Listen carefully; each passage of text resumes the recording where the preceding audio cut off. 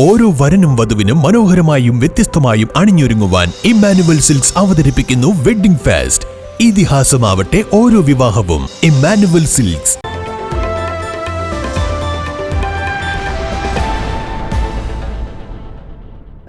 പട്ടാമ്പി മരുതൂർ തൊണ്ടിയന്നൂരിലെ കരിങ്കൽ കോറി താലൂക്ക് വികസന സമിതി യോഗത്തിലും പരാതി.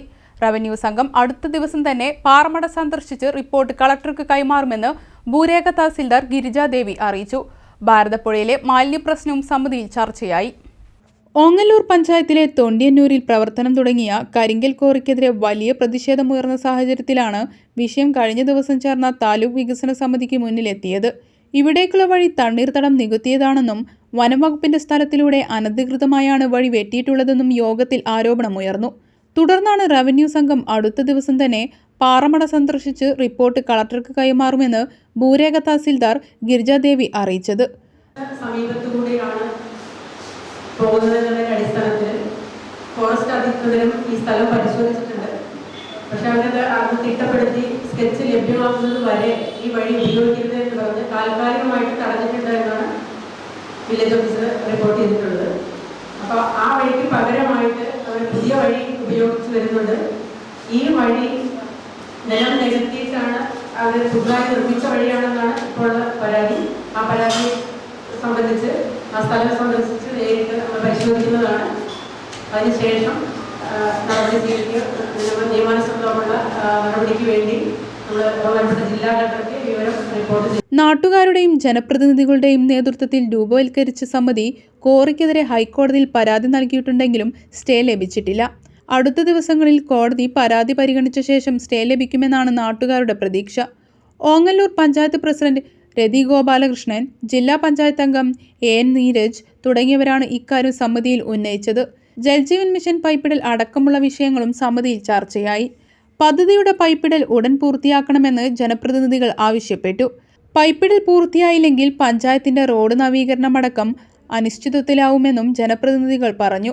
പട്ടാമ്പി പട്ടണത്തിലെ ഹോട്ടലുകളിൽ നിന്നും ഓടകളിലേക്ക് തുറക്കുന്ന മാലിന്യക്കുഴലുകൾ അടയ്ക്കുന്നതിനായി നടത്തുന്ന പരിശോധനകൾ ഭക്ഷണശാലകളുടെ പ്രവർത്തനത്തെ ബാധിക്കുന്നുണ്ടെന്ന് പരാതി ഉയർന്നു.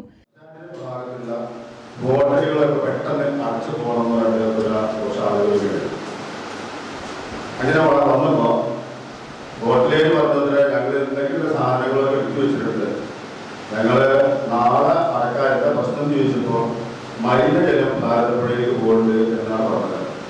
അങ്ങനെ തുറന്നു നോക്കുമ്പോൾ ഹോട്ടലിൽ കണ്ടില്ല. ഹോട്ടലിൽ പറയുന്നത് ഞങ്ങൾ മലിനജലം പോകുന്നില്ല, ഞങ്ങൾ ടാങ്ക് കിട്ടിയിട്ടുണ്ട്. അവർ പറയുന്നു ടാങ്ക് ഉള്ളിൽ കൂടെ പോകുന്നുണ്ട് എന്ന് പറഞ്ഞു. എന്തായാലും പിറ്റത്തെ ദിവസം ചില ഹോട്ടലുകൾ അടച്ചു, ചിലത് തുറന്നു, ചില ഹോട്ടലുകൾ ഇന്നും തുറക്കാതെ കാണില്ല. അപ്പൊ ഒന്നാമതായി നിർദ്ദേശിക്കാറുണ്ട്, ഒരു സ്ഥാപനം അടക്കാൻ യാതൊരു മാനദണ്ഡമില്ല.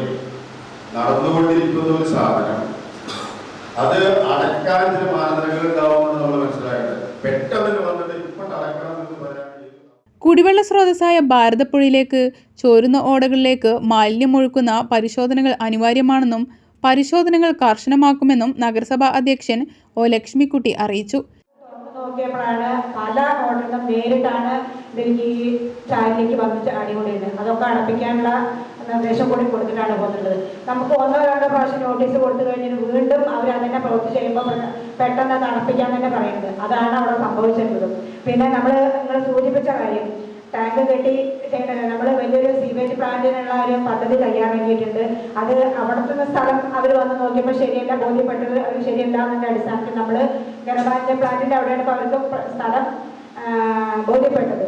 അത് നമ്മൾ എത്രയും പെട്ടെന്ന് നമ്മൾ ഈ ഭാഗത്തുള്ള എല്ലാ മാലിന്യങ്ങളും, അതായത് സീവേജ് എല്ലാ മാലിന്യങ്ങളും കളക്ട് ചെയ്ത് നേരെ കൊണ്ടുപോയി അവിടെ ഇങ്ങനെ വലിയ ടാങ്ക് നിർമ്മിച്ച് ആധുനിക രീതിയിലുള്ള ഒരു ടാങ്ക് പദ്ധതിയാണ് നിർമ്മിക്കുന്നത്. ഗ്രാമപഞ്ചായത്ത് പ്രസിഡന്റുമാരായ NK Abdul Latheef, A Anandavalli, KK Azeez, deputy tahsildar V Saidu Muhammad, PT Muhammad, CM Ali തുടങ്ങിയവർ സംസാരിച്ചു.